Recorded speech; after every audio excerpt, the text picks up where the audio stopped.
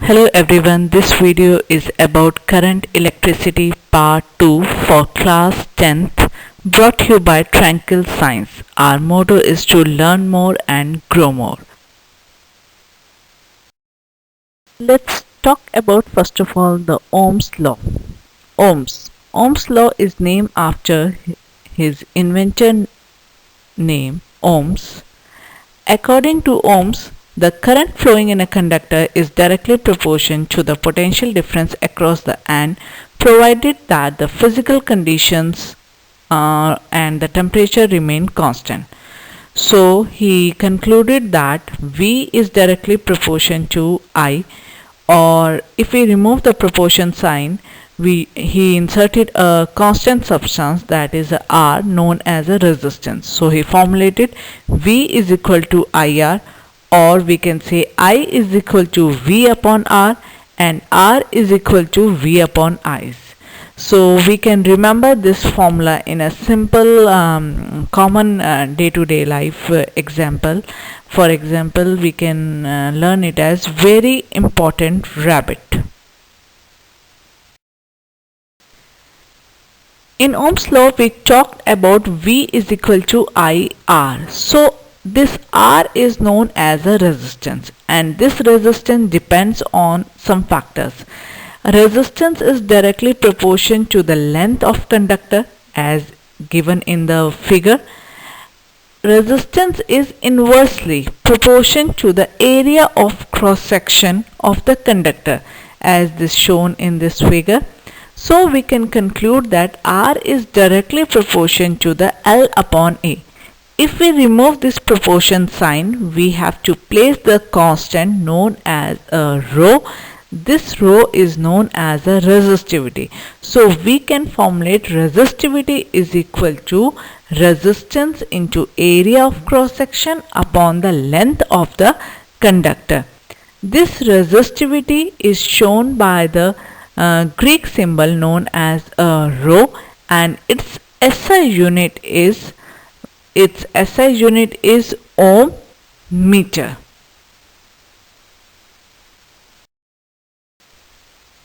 As this resistivity is represented by the rho and its SI unit is ohm meter, so we can say there is one more quantity, electrical conductivity. Electrical conductivity, or we can say specific conductance, is the reciprocal of the electrical resistivity and measures the material ability to conduct the electric current. It is commonly represented by a Greek symbol known as a sigma. So you can have a look how we can write sigma. So for materials, like if we talk about superconductor, what is the resistivity? 0 is the resistivity. That means there is no opposition. Maximum to maximum current can flow through the superconductors. For a metal, resistivity value is about 10 to the power minus 8. Semiconductors, variable, electrolytes variable, and insulator, it is too large, 10 to the power 16. That means very less or negligible current passes through insulators. Now we are going to study about the factors on which the resistance depend. Resistance depend first of all on the nature of the material, that the material is conductor or insulator. In conductors there is a very less resistance, and in insulator there is a more resistance. So current flow maximum in conductors and minimum in insulators. Second factors on which resistance depend is the length of the conductor. R is directly proportional to the length. For example, if we are having a short length wire, then its resistance value is less, and in comparison to this, if we are having a long length wire, its resistance value is more. The third factor on which resistance depends, that is the area of cross section of the conductor. First of all, you should know what is the area of cross section. So area of cross section is shown in this figure, and R is inversely proportional to the area of cross section of conductor. For example, if we are having a short cross section wire, a very thin wire, then its area resistance value is high. And if we are having a thick wire, then its resistance value is very low.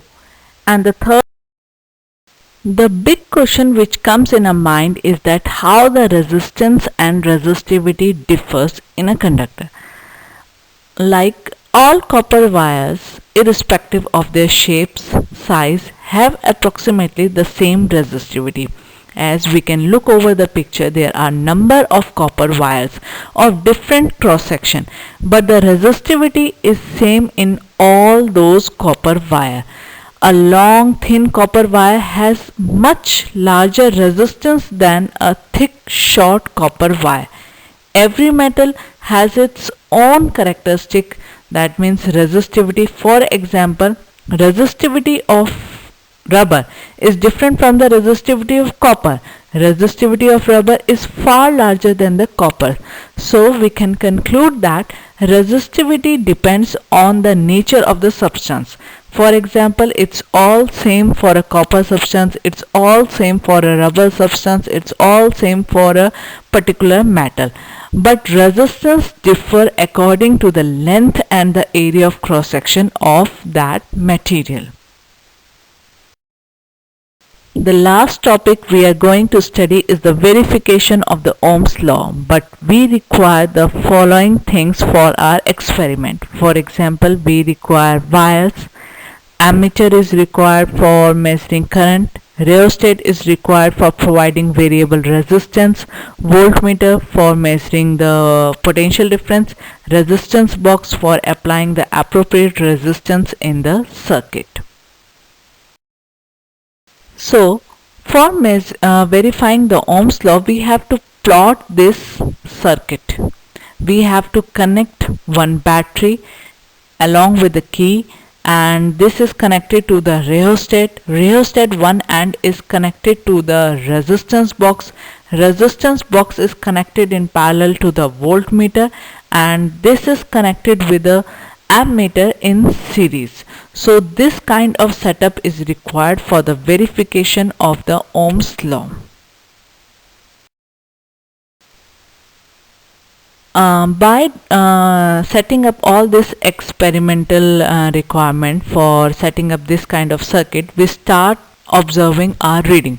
First of all, we used to see our voltmeter. Voltmeter used to give us the value of the potential difference, and the ammeter gives us the value of the current.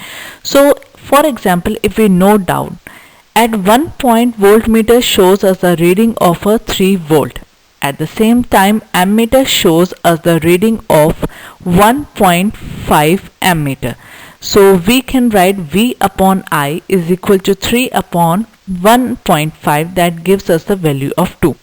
And at the second case, when we note down the value of the voltmeter, it gives us the reading of 12 volt, and ammeter gives us the reading of current, that is the 6 ampere. So if we are going to calculate V upon I, that's again come 2. So in each case we get 2. This 2 gives us the constant value of resistance in the circuit, and it is always constant. So Ohm's law is verified that V upon I is always constant, and this constant is known as a resistance. So in whole setup, the value of resistance is 2 ohm.